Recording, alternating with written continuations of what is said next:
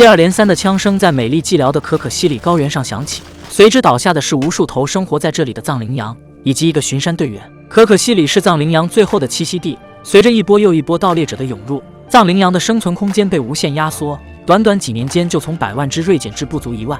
盗猎者们残忍地剥下藏羚羊的皮毛，将它们血红的尸体随意扔在那里，这无比血腥的场面让人阵阵胆寒。为了保护可可西里的生态环境以及物种多样性，当地政府组建一支武装巡山队，他们的领导人是曾经当过军官的日泰。巡山队和盗猎团伙多次正面交火，牺牲的队员不在少数。又一起关于盗猎团伙的恶性案件发生后，记者嘎玉被报社紧急派遣赴青海采访，探寻可可西里的秘密。巡山队队长日泰正在给去世的队员举办天葬仪式，这是藏族人民对死亡的最高敬意。葬礼结束后，嘎玉提出想要就筹建可可西里自然保护区这件事对日泰进行采访。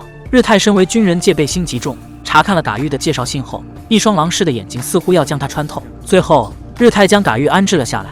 当晚好酒好肉吃饱喝足后，就带着巡山队和嘎玉一起进山。出发前，大家和各自的亲人告别，他们要面对的是穷凶极恶的盗猎团伙。此一别可能只是短暂的分离，也可能是最后一次而已。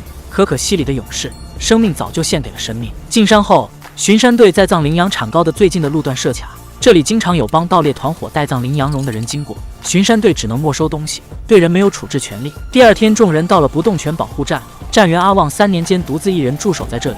那时候通讯手段落后，消息闭塞，驻守在这里无疑等于和外界隔绝，难以想象他是如何挺过数不清的孤寂岁月，坚守在这片无人区的。第3站来到卓乃湖，这里遍地是藏羚羊的骸骨，秃鹫正在大快朵颐。日泰带着众人将骸骨堆在一起，就地焚烧，随后念诵着经文超度了他们的亡魂。5天过去，队伍抵达牦牛谷，领头的车子却突然遭到了袭击，一个队员不幸肩膀中弹，众人纷纷警觉起来。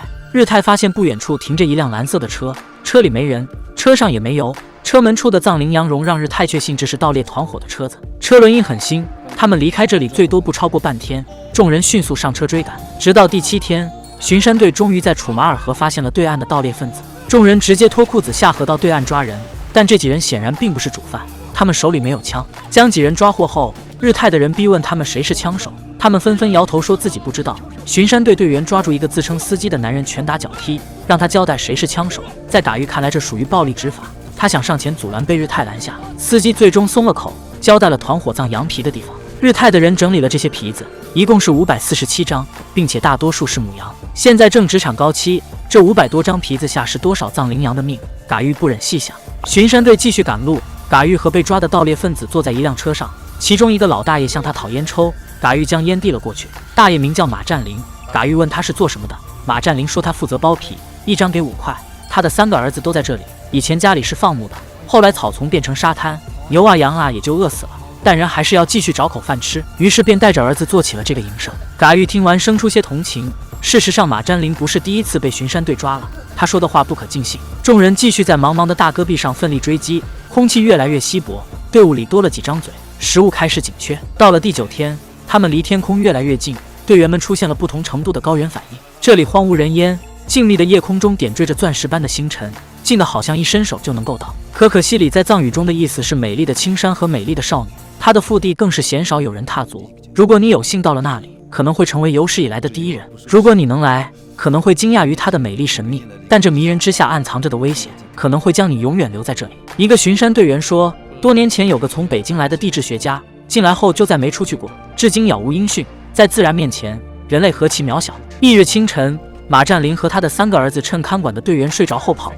没水没食物，不知道这一家子是什么想法，非要跑。日泰命人立刻追赶，父子几人并没有跑远，队员们鸣枪示意他们停下，这里本就空气稀薄，跑起来是会要命的。果不其然，逃跑的2人相继倒下，口鼻流血，紧追不舍的队员也躺在地上大口喘着气。在这种环境下，剧烈运动会发生肺水肿。日泰掏出药品，马占林的儿子在格尔木当过医生，他自告奋勇帮忙注射，因为没有水，便只能抽血将药化开，再注射回人体。日泰让一个叫刘栋的小伙子带着伤员回去看病，大家的日子都过得紧巴巴的。巡山队经费也有限，凑在一起也不够看病。日泰沉吟了一下，决定把皮子卖掉。刘栋和大家一一拥抱。如此艰险的环境下，他们这些人见一面就少一面，每次分别就可能是永别。刘栋离开后，他们清算了剩余的粮食和汽油，粮食只够吃1-2天，还不算马占林他们，汽油最多也只能坚持3-4天。日泰没有犹豫，当即决定继续追下去。这帮盗猎团伙他们跟了几年，这次是最近的一次。如果还不能抓到他们，恐怕就再没机会了。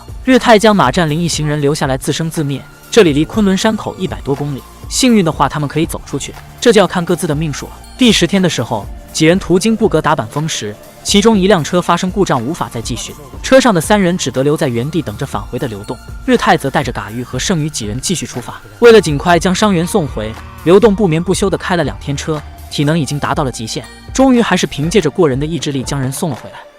流动瘫倒在院外的长椅上，沉沉地睡了过去。醒来后，他找到女友，想向她借些钱。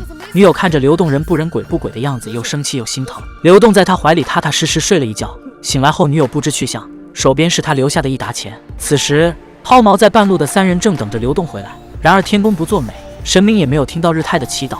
一场暴雪掩盖了所有痕迹，他们只怕再也等不到人来，只能冒着雪尝试徒步走出去。嘎玉和日泰还在赶路，他问日泰巡山队最大的困难是什么？日泰表示全都是困难，没有枪，没有钱，也没有人。队员们已经1年没有发工资了，再加上没有编制，经费也是个大问题。和平年代，他们本可以过平安幸福的生活，但却选择赔着钱赔着命保护可可西里，以凡人之躯比肩神明。翻过眼前的雪山就是公路，日泰必须在盗猎团伙上公路前抓住他们。他们进雪山前的最后一餐是生兔肉，进了雪山之后就什么吃的都没有了。另一边，流动用女友留下的钱再加上卖皮子的钱，购置了一车物资原路返回。